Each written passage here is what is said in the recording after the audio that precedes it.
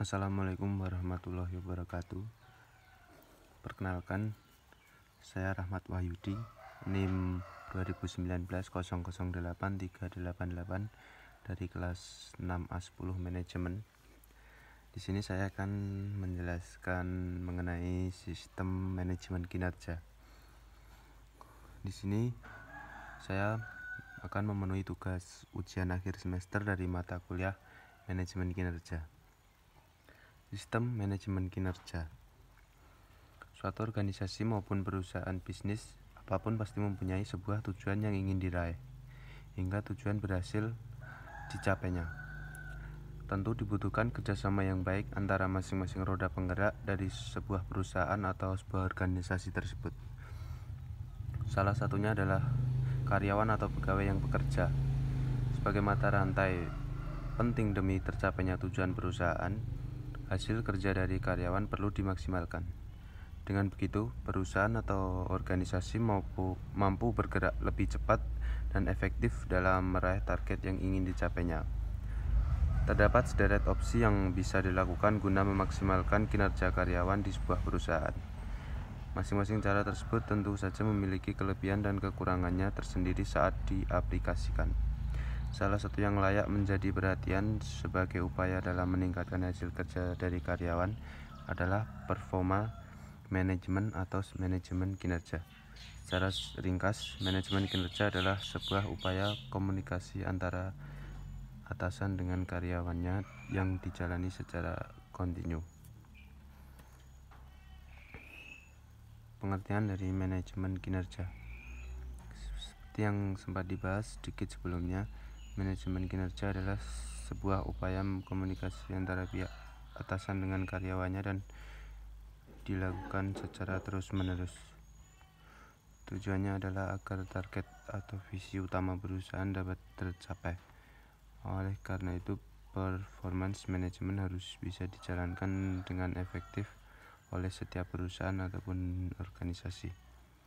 Di sisi lain, manajemen kinerja dapat membantu penyelarasan karyawan dengan sejumlah sumber daya lainnya dalam perusahaan yang bersangkutan. Dengan begitu, tujuan perusahaan mampu diraih dengan baik dan optimal. Adapun juga komponen sistem manajemen kinerja. Melansir dari The Balance Career, sistem manajemen kinerja terdiri dari sejumlah komponen penting. Antara lain, 1. Pembuatan deskripsi atau penjabaran kerja secara jelas sesuai dengan yang telah direncanakan saat perekrutan pekerja. Yang kedua, memilih calon pegawai yang dapat memenuhi persyaratan untuk diwawancara. Yang ketiga, menjalani sesi wawancara pada calon pekerja sebagai upaya seleksi dan kelayakan untuk bisa dilanjutkan ke tahap selanjutnya.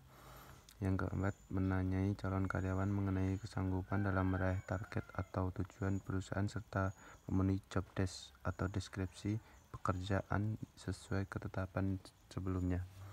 Yang kelima, menjalani seleksi pada calon karyawan melalui sejumlah proses dan tahapan yang berlandaskan pada budaya perusahaan. Yang selanjutnya ada siklus manajemen kinerja.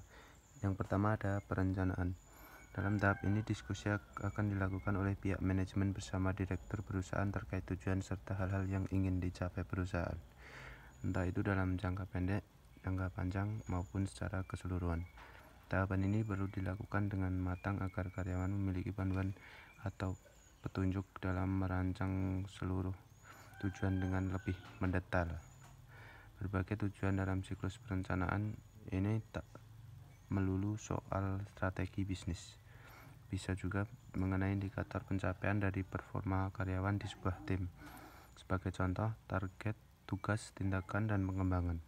Jika rencana tujuan ini telah ditetapkan, pihak manajer dapat mulai menentukan tujuan manajemen kinerja karyawan yang menjadi tanggung jawabnya. Yang kedua, ada monitoring. Secara umum, proses monitoring hanya dilakukan sekali atau 2 kali dalam setahun. Pada tahap ini, manajer perlu melakukan sejumlah cara guna memastikan apakah beberapa tujuan yang telah direncanakan dapat diraih. Kalau nantinya ditemukan kendala pada karyawan, pihak manajer wajib membantu menyelesaikan perkara tersebut. Jika diperlukan dan masih mungkin untuk dilakukan, manajer dapat melakukan penyesuaian kembali pada tujuan. Di tahap ini, tak menutup kemungkinan muncul tujuan atau target baru yang bakal ditetapkan akibat terjadinya sejumlah perubahan. Yang ketiga ada reviewing. Selanjutnya, tahap pengajian atau reviewing secara dua arah. Di setiap penghujung tahun, pihak karyawan dan manajemen akan berdiskusi terkait segala tujuan yang telah ditetapkan sejak awal dapat diraih dengan baik atau tidak. Tahap ini dinilai penting karena manajer dapat melakukan sejumlah kolaborasi dengan karyawan.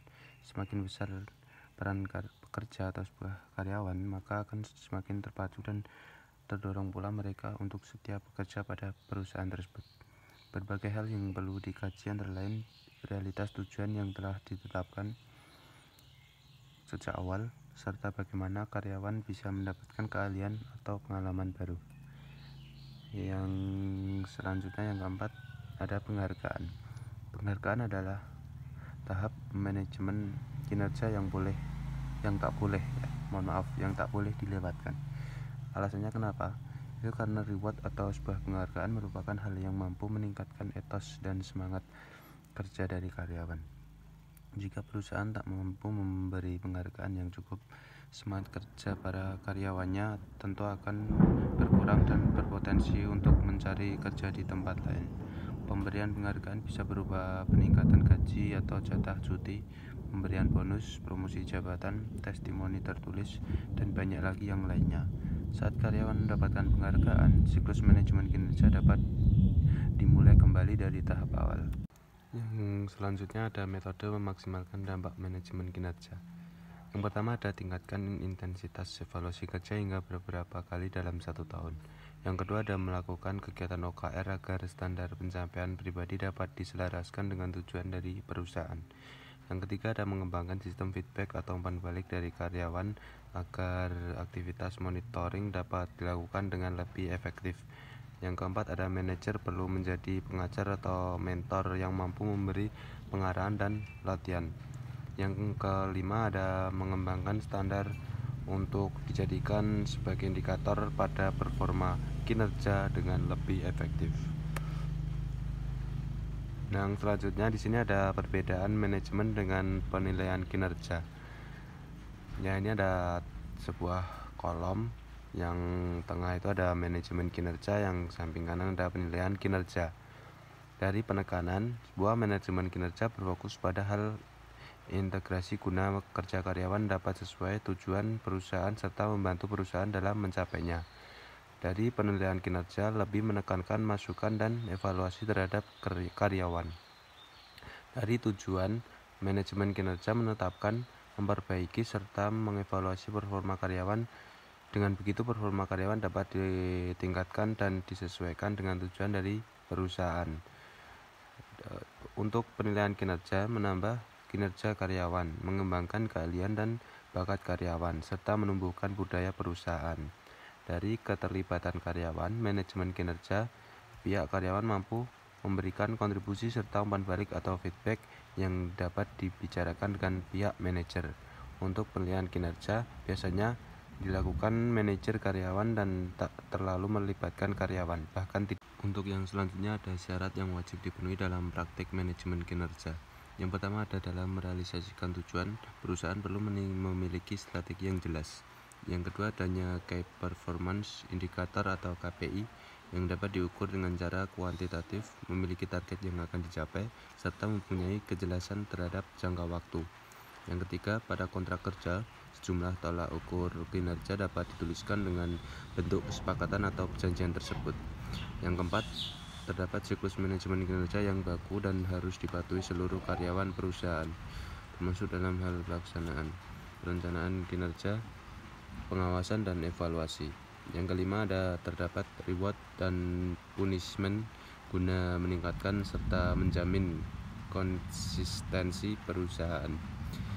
Sekian dari saya, itu tadi penjelasan mengenai sistem manajemen kinerja. Terima kasih. Assalamualaikum warahmatullahi wabarakatuh. Salam dan bahagia.